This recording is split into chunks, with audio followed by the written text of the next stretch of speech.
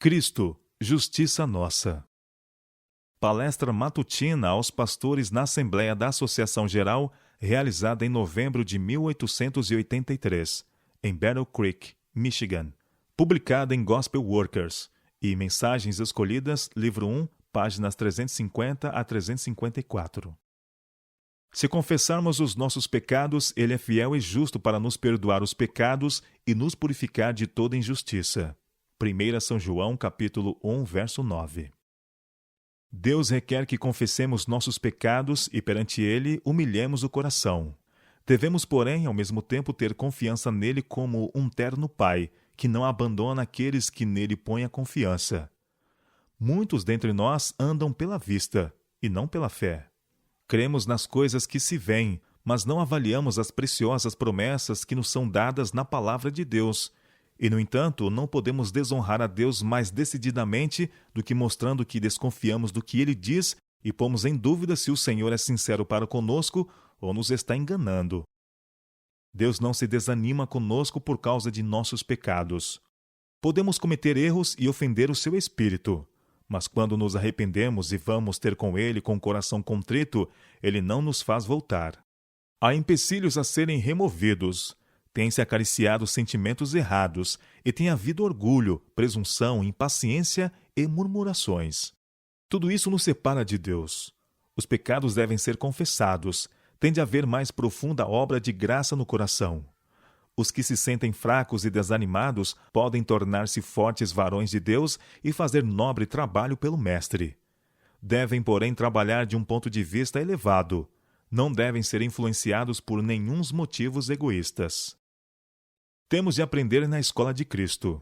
Coisa alguma senão a sua justiça pode dar-nos direito a uma única das bênçãos do concerto da graça. Por muito tempo desejamos e procuramos obter essas bênçãos, mas não as recebemos porque temos acariciado a ideia de que poderíamos fazer alguma coisa para nos tornar dignos delas. Não temos olhado para fora de nós mesmos, crendo que Jesus é um Salvador vivo. Não devemos pensar que nossa própria graça e méritos nos salvem. A graça de Cristo é nossa única esperança de salvação. Por meio de seu profeta, promete o Senhor: deixe o ímpio o seu caminho, e o homem maligno os seus pensamentos, e se converta ao Senhor, que se compadecerá dele. Torne para o nosso Deus, porque grandioso é em perdoar. Isaías capítulo 55, verso 7. Temos de crer na clara promessa, e não aceitar os sentimentos em lugar da fé. Quando confiarmos plenamente em Deus, quando nos apoiarmos nos méritos de Jesus como Salvador que perdoa os pecados, receberemos todo o auxílio que possamos desejar. Olhamos para nós mesmos como se tivéssemos poder para nos salvar, mas Jesus morreu por nós porque somos incapazes de isso fazer.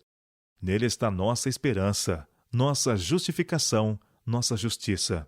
Não devemos ficar desanimados, temendo não termos um Salvador, ou que Ele não tenha pensamentos de misericórdia para conosco.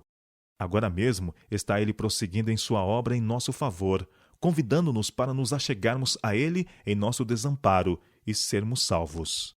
Desonramo-lo por nossa incredulidade. É espantoso como tratamos o melhor de nossos amigos. Quão pouca confiança depositamos naquele que é capaz de nos salvar perfeitamente e que nos deu toda a prova de seu grandioso amor. Meus irmãos, porventura esperais que vosso mérito vos recomende ao favor de Deus, pensando que tendes de estar isentos de pecado antes de poder confiar em seu poder para salvar? Se esta é a luta que se processa em vosso espírito, receio que não haveis de obter força, desanimando-vos afinal. No deserto, quando o Senhor permitiu que serpentes venenosas picassem os rebeldes israelitas, Moisés foi instruído a levantar uma serpente ardente e ordenar a todos os feridos que olhassem para ela a fim de viverem. Muitos, porém, não viram auxílio nesse remédio designado pelo céu. Os mortos e moribundos rodeavam-nos por toda parte, e bem sabiam que, sem o auxílio divino, sua sorte estava selada.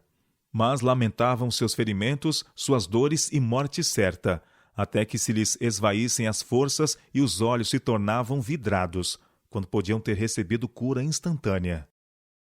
Como Moisés levantou a serpente no deserto, assim o Filho do Homem foi levantado, para que todo aquele que nele crê não pereça, mas tenha vida eterna. São João capítulo 3, verso 14 e 15.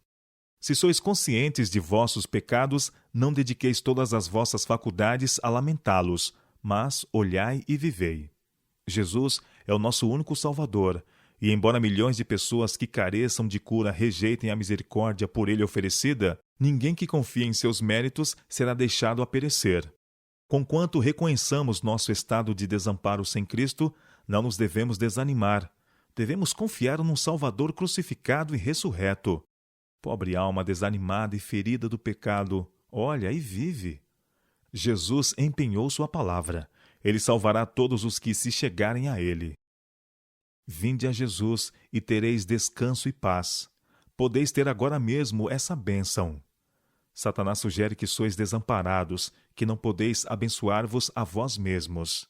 É verdade, sois desamparados, mas exaltai a Jesus diante dele. Tenho um Salvador ressurgido. Nele confio, e ele nunca permitirá que eu seja confundido. Em seu nome triunfarei. Ele é minha justiça e minha coroa de glória. Que ninguém aqui julgue que seu caso seja sem esperança, porque não é. Podeis ver que sois pecadores e estáis arruinados, mas é justamente por esse motivo que precisais de um Salvador. Se tendes pecados a confessar, não percais tempo. Estes momentos são áureos. Se confessarmos os nossos pecados, ele é fiel e justo para nos perdoar os pecados e nos purificar de toda injustiça. 1 São João, capítulo 1, verso 9. Os que têm fome e sede de justiça serão fartos, pois Jesus o prometeu. Precioso Salvador, seus braços estão abertos para receber-nos, e seu grande coração de amor está à espera para nos abençoar. Alguns parecem julgar que têm de estar sob prova, devendo demonstrar ao Senhor que estão reformados, antes de poder reclamar suas bênçãos. Mas essas queridas almas podem reclamar a bênção agora mesmo. Precisam de sua graça, do Espírito de Cristo, para serem ajudados em suas fraquezas, ou, do contrário, não podem formar um caráter cristão. Jesus tem prazer em que vamos ter com ele, tal qual estamos, pecadores, desamparados, dependentes.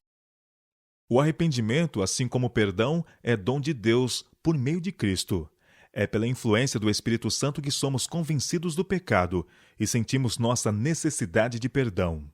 Ninguém, senão os contritos, é perdoado. Mas é a graça de Deus que torna o coração penitente. Ele conhece todas as nossas fraquezas e enfermidades e nos ajudará. Alguns que pelo arrependimento e confissão se achegam a Deus e mesmo creem que seus pecados estão perdoados, deixam de reclamar como deviam as promessas de Deus. Não veem que Jesus é um Salvador sempre presente e não estão dispostos a confiar a Ele a guarda de sua alma, contando com Ele para o aperfeiçoamento da obra da graça, começada em seu coração. Conquanto pensem que estão se entregando a Deus, têm ainda grande dose de presunção.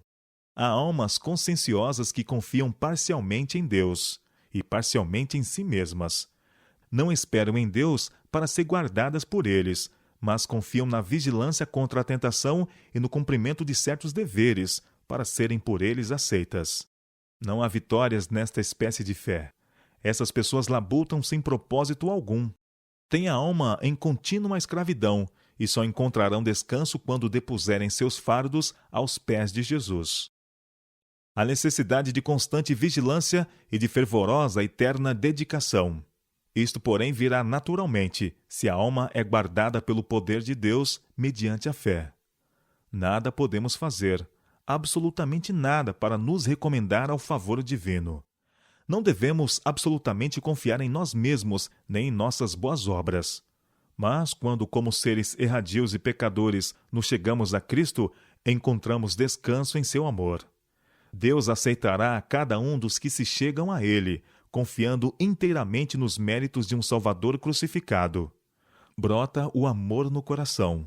Pode não haver êxtase de sentimentos, mas haverá uma duradoura e pacífica confiança. Todo peso se tornará leve, pois leve é o jugo imposto por Cristo. O dever torna-se um deleite e um prazer o sacrifício. A vereda que antes parecia envolta em trevas torna-se iluminada pelos raios do sol da justiça. isto é, andar na luz, como Cristo na luz está.